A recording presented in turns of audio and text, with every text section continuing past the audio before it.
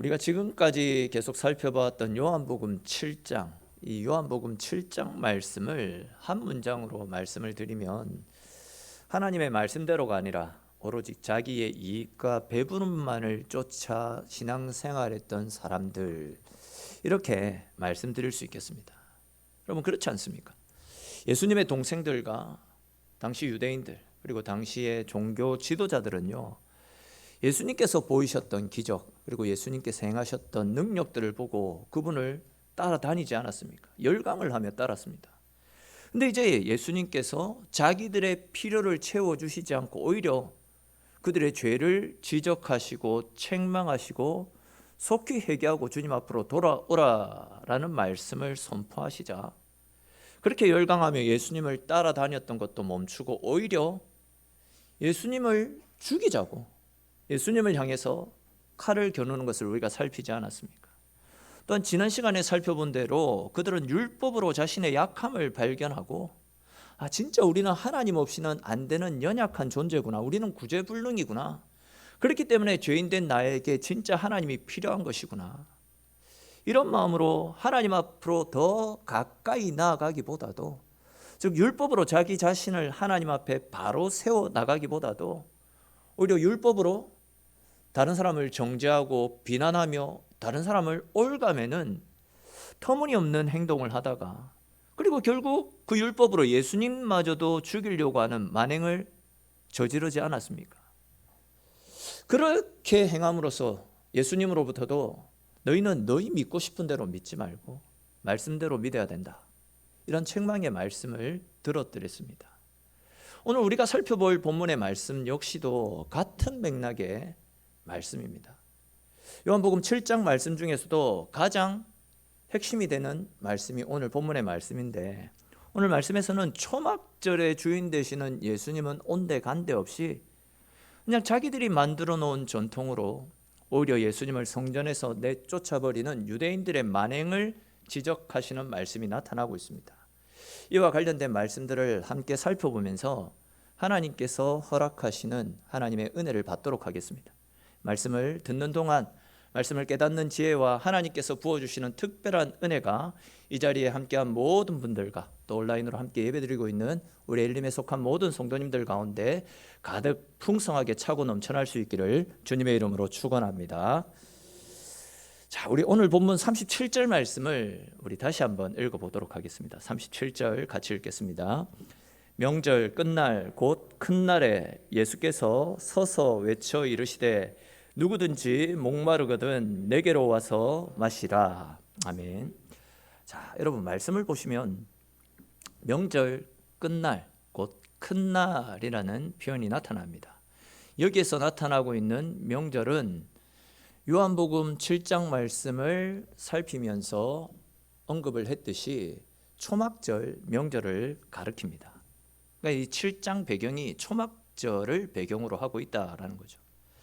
또한 이제 오늘 본문을 해석하는 데 있어서 가장 중요한 키포인트도 초막절입니다.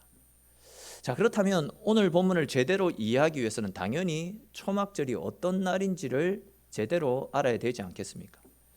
아시는 것처럼 이 초막절은 유월절과 맥추절, 이 두 명절과 더불어서 이스라엘 백성들이 반드시 지켜야 됐던 이스라엘의 3대 절기 중에 하나였습니다. 그리고 이 초막절은 이스라엘 백성들이 광야 생활을 40년 동안 하지 않았습니까? 광야에서 생활할 때 그들은 장막을 치고, 즉 초막을 치고 그곳에서 생활했습니다. 그렇게 이제 광야에서 초막을 치고 생활하는 동안 그들을 지켜주셨고 그들에게 은혜 베풀어 주셨던 하나님의 사랑을 기억하며 그 사랑에 감사하며 지키는 절기가 바로 초막절 명절이었습니다. 근데 이제 이스라엘 사람들은 초막절을 지키던 중에 대략 BC 200년대 경부터 해가지고 성경에도 나와 있지 않는 이상한 의식을 하나 만들어서 그 의식을 지키고 있었습니다. 그들이 지켜 행했던 의식이 무엇이었냐면, 초막절이 진행되어지는 7일 동안 매일마다 제사장이 이끄는 한 무리가 실로암 연못으로 내려갑니다. 그리고 그곳에서 금으로 만든 주전자에다가 실로암 연못에 있는 물을 떠는 겁니다. 그리고 그 실로암 연못에서 성전까지 그렇게 떤 물을 가지고 와서 아침 제사를, 아침 예배를 드릴 때에 거기서 떠온 물을 성전 제단에다가 붓는 의식입니다. 그러면 이제 그 옆에서 그 장면들을 지켜보고 있었던 모든 백성들이 하나님의 은혜를 찬송하며 할렐루야, 하나님 높이 영광을 받으십시오 라는 이런 말들로 하나님께 한우를 질렀던 의식들이 BC 200년경부터 해가지고 만들어지게 되었던 겁니다. 당시 이스라엘 사람들은 초막절을 지키는 내내 매일마다 이 의식을 행하고 있었습니다. 근데 이제 중요한 것은 성경에도 나와 있지 않는 이 초막절 행사들을 왜 이스라엘 사람들이 만들어서 지켰냐 하는 것 아니겠습니까? 오늘 본문을 이해하는 데 있어서 이 굉장히 중요한 부분이기 때문에 조금 복잡한 부분은 있지만 가능하면 쉽게 한번 설명을 해드릴 테니까 집중을 해서 한번 잘 들어주시면 좋겠다 싶습니다. 제가 조금 전에 이 의식이 BC 200년대 경부터 해서 만들어졌다라고 말씀을 드렸습니다. 근데 이제 이때는 이스라엘이 헬라의 속국으로 자리 잡고 있던 때 아닙니까? 그러니까 헬라의 지배 아래서 독립을 꿈꾸고 있던 때였습니다. 그러다 보니까 이제 이들은 하나님께서 부어주시는 강력한 은혜 속에서 빨리 나라의 독립을 이루고자 했던 강한 열망이 있었더랬습니다. 이에 그들은 초막절 의미를 생각하게 되었던 거죠.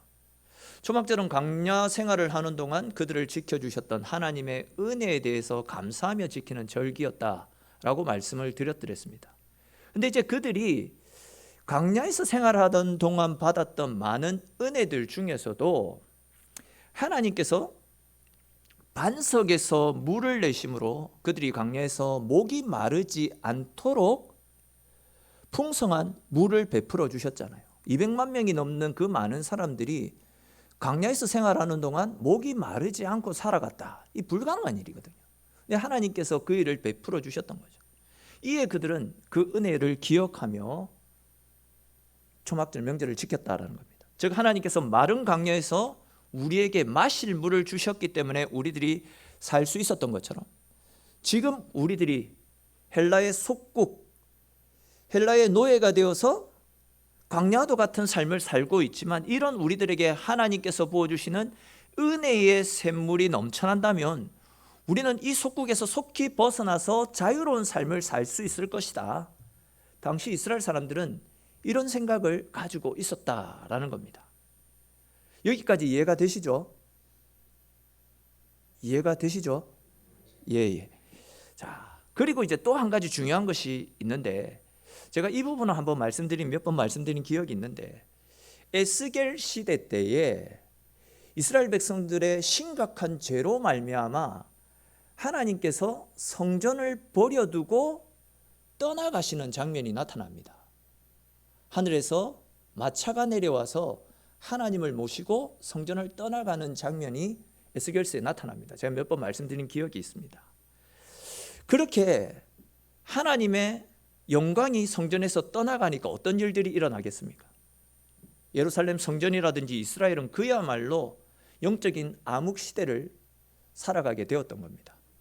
자, 그런데 이제 그렇게 떠나가셨던 하나님의 영광이 다시금 성전 가운데 충만하게 임하는 사건이 나타납니다. 우리 에스겔서 44장 4절에 기록된 말씀 같이 한번 읽어보도록 하겠습니다. 에스겔서 44장 4절 말씀입니다. 그가 또 나를 데리고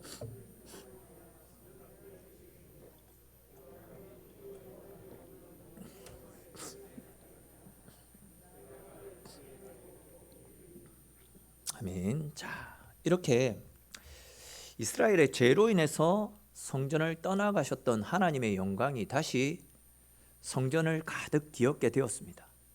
근데 이제 중요한 것은 그렇게 하나님께서 다시금 성전으로 돌아오시니까 어떤 일들이 일어났느냐라는 거죠. 우리 다시 에스겔서 47장 1절 2절에 기록된 말씀 또 읽어보겠습니다. 그가 나를 데리고 성전 문에 이르시니 성전의 앞면이 동쪽을 향하였는데 그 문지방 밑에서 물이 나와 동쪽으로 흐르다가 성전 오른쪽 제단 남쪽으로 흘러내리더라.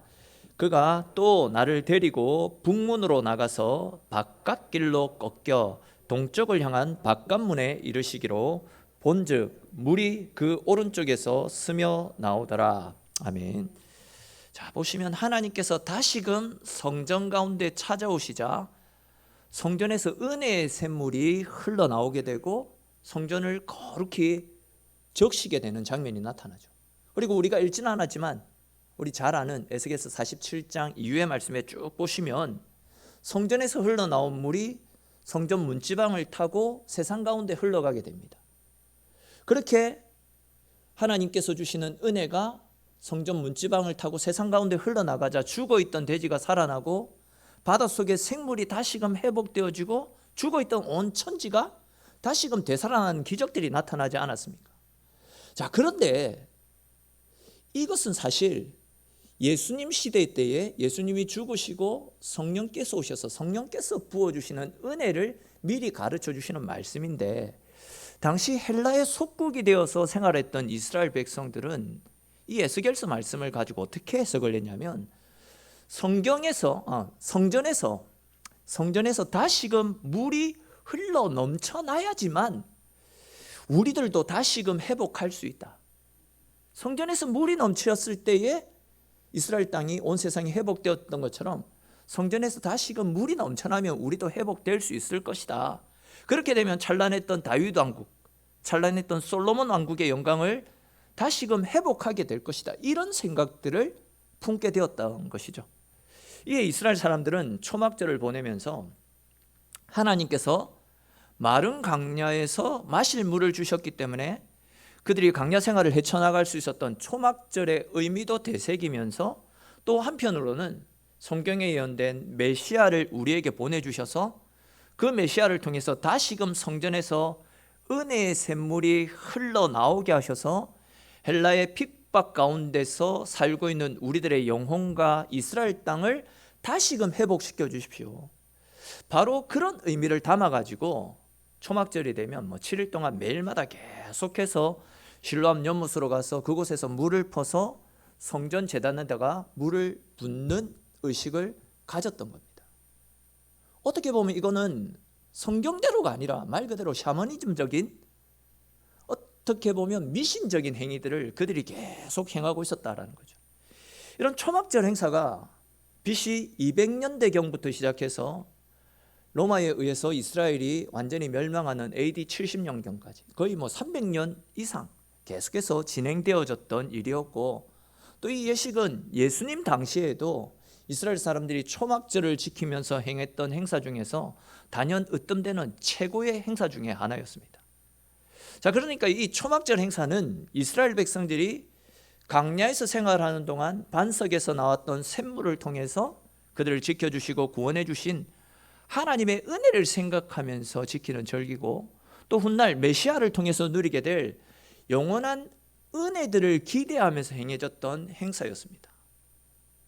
자, 그렇다라고 한다면 또 이와 관련해서 굉장히 중요한 말씀이 하나 있는데, 우리 고린도전서 10장 4절에 기록된 말씀 같이 한번 읽어봅시다.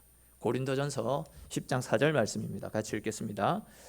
다 같은 신령한 음료를 마셨으니 이는 그들을 따르는 신령한 반석으로부터 마셨음에 그 반석은 곧 그리스도시라. 아멘. 이 고린도전서 10장에 기록된 말씀은 바울이 먼 옛날 이스라엘 백성들이 광야 생활을 할 때에 하나님이 베풀어 주신 은혜를 기록한 말씀입니다. 근데 이제 우리가 읽었던 이 10장 4절 말씀에서 바울은 이스라엘 백성들이 광야에서 먹고 마셨던 그 물을 내었던 반석이 무엇이었다라고 말씀하고 있습니까?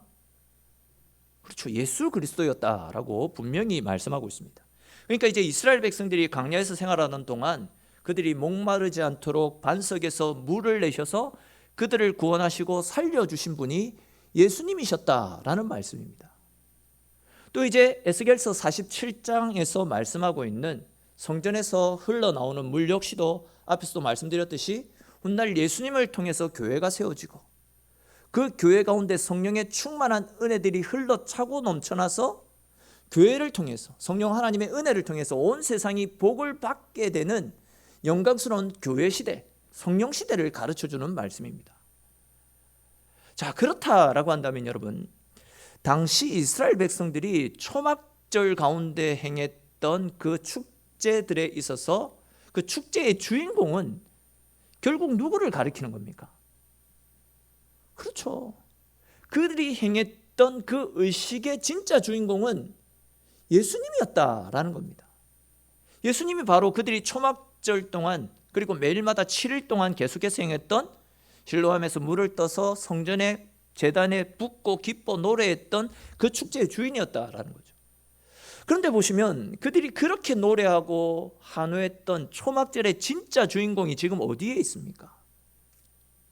그들이 그렇게 애타게 불렀던 그 초막절의 주인이 지금 그들 바로 옆에 계신 상황 아닙니까?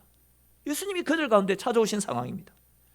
그런데도 그들은 초막절의 진짜 주인이신 예수님을 알아보지 못하고 있는 상황 아닙니까? 오히려 그들은 지금까지 우리가 살펴본 대로 예수님이 그들의 필요를 채워주지 않으니까, 그들이 요구하는 요구 상황을 들어주시지 않으니까, 또한 예수님께서 그들의 죄를 지적하시면서 회개를 촉구하시자 오히려 그들은 예수님을 배척하고 예수님을 죽이기 위해서 예수님께 칼을 겨누고 있는 상황 아닙니까? 여러분, 지금 이 상황이 너무 어처구니 없는 상황 아닙니까? 하나님, 광야에서 우리에게 물을 내셔서 우리를 살려주셔서 감사합니다. 이제는 메시아를 우리에게 보내주셔서 우리를 회복시켜 주십시오 라고 외치면서 그렇게 열렬하게 초막절 행사를 지키며 있는데, 광야에서 생활하던 그들에게 물을 내셨던 예수님, 또한 그들이 그렇게 갈망했던 메시아이신 예수님이 그들에게 찾아오셨는데도 불구하고 오히려 그들은 예수님을 죽이려고 예수님께 덤벼들고 있는 상황입니다. 다시 말해서 축제의 진짜 주인공은 배제시킨 채, 아니 오히려 그 주인공은 핍박하고 죽이려고 하고 자기들만 먹고 마시면서 자기들만의 기쁨을 위한 빈 껍데기인 축제를 즐기고 있다라는 것이죠. 사랑하는 성도 여러분, 우리는 오늘 이 본문의 말씀을 통해서 지금 우리가 하나님 앞에 드리고 있는 우리들의 예배에 대해서, 또한 우리들의 일상적인 삶에 대해서 진짜 진지하게 한번 고민해 볼 필요가 있습니다. 오늘날 많은 예배들이 예배의 주인공이신, 예배의 주인이신 예수님은 없고, 말 그대로 내가 기쁘고 내가 만족스럽고 뭔가 화려하게 드러나는 퍼포먼스가 있는 이벤트적인 예배를 갈망하며 그 예배에 흥분하고 그 예배를 쫓아서 살아가는 경우들이 너무 많이 있습니다. 하나님의 백성이라고 하면서도 하나님이 내 삶의 주인입니다 라고 고백하면서도 주인 되시는 하나님은 내 속에 없고 말 그대로 내 기쁨, 내 만족만을 쫓아 살아가는 경우들이 너무 많이 있습니다. 어제 낮에 제가 시찰내에 목사님 딸의 결혼식이 있어가지고 근처에 결혼식장에 잠시 다녀왔습니다. 결혼식장이 굉장히 예쁘고 화려했습니다. 신랑 신부도 둘 다 멋있고 예뻤더랬습니다.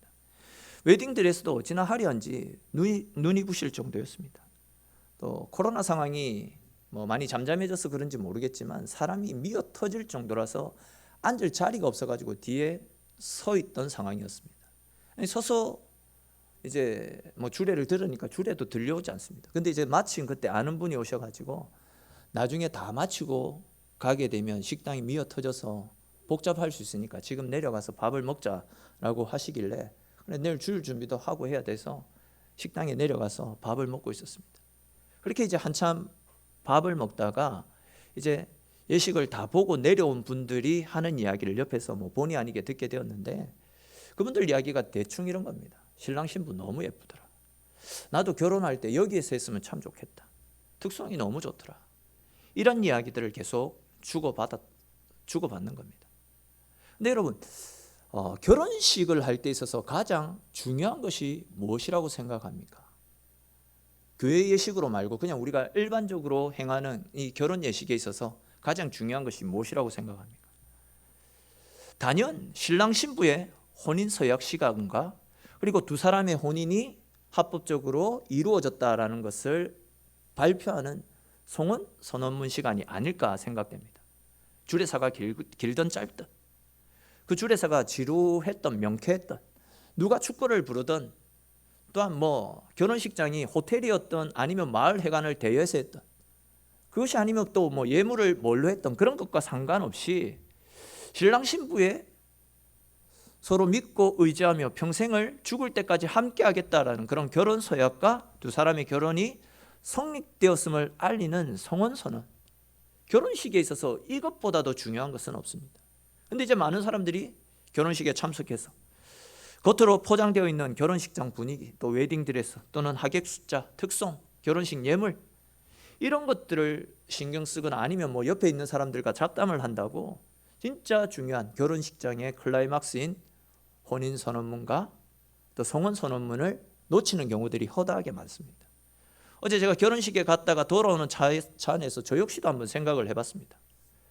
저도 차 안에서 생각할 때에 사람 참 많이 왔더라. 빨리 밥 먹고 줄 준비하러 가야지.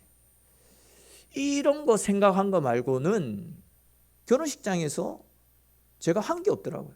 사실 신랑 신부 혼인 서약하고 성혼 선언문 할 때는 밥 먹는다고 그 자리를 지키지도 않고 있었습니다. 그때 이제 차 안에서 들었던 생각이 우리가 하나님 앞에 드리는 예배에서도 이런 문제들이 많이 일어날 수 있겠구나, 이런 생각이 들더라고요. 여러분, 예배에 있어서 가장 중요한 것이 무엇입니까? 우리가 하나님을 찾는 데 있어서 가장 소중한 것이 무엇입니까? 예배를 받으시는 하나님 아니십니까? 얼마 전 요한복음 4장 말씀을 살필 때에도 비슷한 말씀을 드렸던 것처럼 예배에 있어서 가장 중요한 것은 예배당이 얼마나 크고 넓으냐, 설교자가 누구냐, 또 말씀이 얼마나 재미있고 얼마나 나의 취향에 맞는 말씀을 전했느냐, 또 얼마나 많은 사람들이 출석했고 우리 교회 가운데 얼마나 영향력을 끼치는, 세상적으로 알아주는 사람들이 많이 있느냐, 찬양팀 성가대의 찬양이 얼마나 웅장하고 은혜로운 찬양으로 하나님께 영광을 돌렸느냐, 이것이 중요한 것이 아닙니다. 예배에 있어서 진짜 중요한 것은 예배를 통해서 예배의 주인이신 하나님을 만나는 겁니다. 예배를 통해서 들려주시는 말씀 앞에 우리 자신의 삶을 비추어 보고 말씀대로 살지 못한 나의 죄와 허물들을 발견하고 주님 없이 살아갈 수 없는, 즉 죄 앞에서 너무나도 무기력하고 수시로 굴복당한 채 살아가고 있는 연약한 내 자신을 발견하고, 그렇기에 우리는 주님 없이는 안 되는 사람이구나, 우리는 주님을 떠나서는 안 되는 것이구나, 이것을 깨닫고 주님께 엎드리고 주님 주시는 새로운 힘을 공급받는 거, 주님과의 만남이 일어나는 것, 이것이 예배에 있어서 가장 중요한 것 아니겠습니까? 그런데 예배 가운데 예배의 주인이신 하나님은 보이지 않고 사람이 중심이 되고 내가 중심이 되는 예배들이 너무 많이 있습니다. 예배에 임재하고 계신 하나님은 온데간데 없이 내가 은혜 받았나? 내가 얼마나 예배를 위해서 열심히 봉사했고 예배에 집중했나? 이런 것들에 더 많은 신경을 쓴다고 진짜 중요한 것을 놓치는 경우들이 많이 있습니다. 마태복음 1장 21절에 기록된 아이가 태어날 것이니 아이의 이름을 예수라 하라. 예수의 이름이 무슨 뜻이라고요? 그가 자기 백성을 그들의 죄에서 구원할 자이십니다. 예수님이 이 땅에 오신 것은 우리의 죄의 문제를 해결하시고 우리를 살려주시기 위해서 이 땅에 오신 겁니다. 그러면 우리는 예배를 통해서도 우리의 죄를 보여주시고 우리를 십자가 앞으로 이끌어 주시며 또 우리를 살리시는 하나님의 말씀에 집중을 해야 되는데, 우리를 살리는 말씀에는 관심이 없고 마냥 축복의 말씀, 즉 내 마음에 위로가 되고 평안을 가져다 주는 말씀에만 집중을 합니다. 위로하는 말씀, 평안을 주는 말씀이 없으면 은혜가 안 된다라고 이야기합니다. 다시 말해서 예배의 주인이신 예수님이 중심이 아니라 모든 것이 내가 중심이고 내 기분이 우선되는 예배를 드릴 때가 너무 많이 있다라는 겁니다.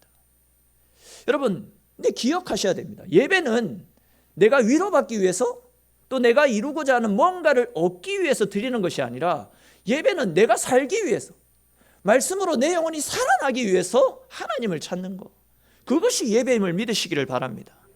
사랑하는 성도 여러분, 내 경험이라든지 나에게 이익이 되고 내가 즐겁고 내가 기쁜 일, 모든 것이 내 중심이 된 나를 위한 삶을 제우스으로 삼아서는 안 됩니다.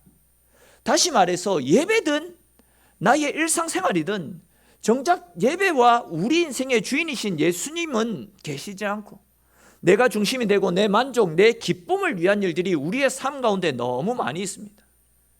우리 일상생활 마찬가지 아닙니까? 진짜 하나님의 백성이라고 한다면 내 삶의 중심에 하나님이 계셔야 되고 말씀의 원리를 따라 말씀을 따라 살아가야 됨에도 불구하고 우리는 어떤 일들을 결정할 때 항상 말씀의 원리가 아니라 이게 나에게 이익이 되어질까? 이 일을 했을 때 나에게 어떤 기쁨이 있을까? 모든 것이 내가 중심이 된 내 중심의 삶을 살아갈 때가 너무 많이 있다라는 겁니다. 그러다 보니까 지금 살펴보고 있는 이 예수님의 동생들, 유대인들 또한 당시 종교 지도자들처럼 나에게 아무런 득이 되지 않으면 아무리 하나님의 말씀이라고 해도 말씀대로가 아니라 내 이익을 위해서, 내 기쁨을 위해서, 내 만족을 위한 삶을 결정해 버리는 겁니다. 말씀은 분명히 이쪽으로 가라라고 이야기하시는데 내가 손해보는 것 같으면 말씀이고 뭐고 없이 그냥 내가 가고 싶은 대로 내 이익을 위해서 살아가고 있다라는 겁니다. 근데 이제 오늘 본문을 보십시오. 사람들은 이렇게 초막절 축제 내내 실로암에서 물을 길러와서 성전에 제단을 부으면서 성전 제단에다가 그 물을 부으면서 메시아를 사모합니다. 메시아여 속히 오시옵소서라며 메시아를 열망한다는 자신들의 신앙 고백을 담아 메시아를 향한 축복의 찬양을 드렸지만 실제로는 그들이 열망했던 주님을 완전히 외면하고 무시한 채 그들만의 축제를, 빈껍데기 축제를 즐기고 있는 상황 아닙니까? 자, 그런데 보시면 그렇게 사람들이 예수님을 무시하고 있는 그런 악한 상황임에도 불구하고 예수님은 그런 그들을 측은히 여기시고 또 그런 그들을 살리기 위해서 다시금 그들을 향해서 복음의 메시지를 선포하는 것을 볼 수 있습니다. 우리 오늘 보면 37절 38절 말씀 다시 한번 읽어보도록 하겠습니다. 명절 끝날 곧 큰 날에 예수께서 서서 외쳐 이르시되 누구든지 목마르거든 내게로 와서 마시라. 나를 믿는 자는 성경의 이름과 같이 그 배에서 생수의 강이 흘러나오리라 하시니. 아멘. 여러분, 예수님께서 초막절 끝날 성회로 모인 이 사람들 앞에서 이런 말씀을 선포하시는 이유가 무엇이겠습니까? 너희들이 그렇게 열심히 갖다 붓고 있는 실로암 연못의 물은 결국 다 말라버리게 된다라는 겁니다. 또한 너희들의 노력, 너희들의 열심과 너희들의 의지로 하나님의 영광을 다시금 돌아오게 하겠다라는 그 모든 것들이 다 부질없고 헛된 것이다 라는 말씀입니다. 지금까지 이스라엘 백성들은요, 그들의 행복, 그들의 독립, 또한 그들의 평안을 위해서 그들의 노력으로 성전의 물붓기 작업을 지금까지 계속해서 300년 가까이 행하고 있던 상황이었습니다. 그런데 그들의 모든 수고는 결국 헛된 수고임이 밝혀지지 않았습니까? 결국 예수님이 그들이 그렇게 수고하고 있었던 그들의 행복과 평안을 쥐고 있는 핵심 키였는데, 예수님이 그들의 모든 것 되시는 분이었는데 예수님은 찾지 않고, 아니 예수님은 자기들이 원하는 대로 자기들의 방법대로 움직여 주시지 않으니까 오히려 예수님을 배척해버린 채, 예수님을 그들의 삶에서 밀어낸 채 자기들의 방법대로 자기들이 원하는 행복을 찾는 헛된 수고만 계속해서 반복하고 있던 상황 아니었습니까? 이런 이스라엘을 향해서 예수님은 내가 바로 너희가 찾고 있는 반석에서 물을 내어 너희들을 살려주었던, 영원히 목마르지 않는 그 샘물이 바로 내가 바로 성전에서 흘러나와 온 세상을 회복시키고 풍요롭게 만드는 바로 그 물이다. 내가 바로 너희들이 그렇게 찾고 있는 메시아야. 그게 바로 나야. 예수님 그 말씀을 하고 있습니다. 그러므로 누구든지 목마르면 나에게 오너라. 죄 때문에, 죽음 때문에 두렵고 염려가 되고 걱정이 밀려오느냐? 그러면 나에게 오너라. 내가 그 문제들을 다 해결해 줄게. 예수님 그 말씀을 하는 것 아닙니까? 그렇게 주님 앞에 나와 주님을 믿을 때에 주님께서는 38절과 39절에 기록되어진 말씀처럼 성령을 통해서 영원히 목마르지 않는 하나님의 은혜들을 우리에게 부어주시겠다라고 또 새로운 약속을 하시는 겁니다. 무슨 이야기입니까? 이제 더 이상 너희들의 축제, 즉 실로암에 물을 떠서 성전에 갖다 붓고 우리를 회복시켜 주세요, 우리를 살려주세요 라고 말하는 이런 축제가 필요치 않다.